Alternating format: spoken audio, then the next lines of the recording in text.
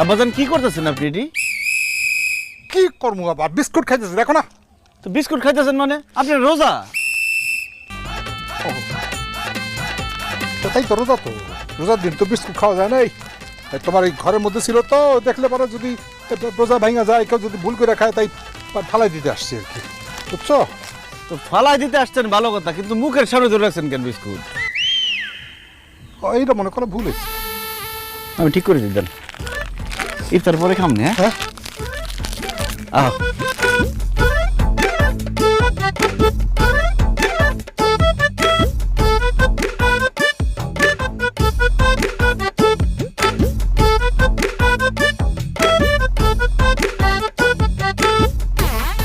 আব্বাজান কি করতেছেন আপনি এসব?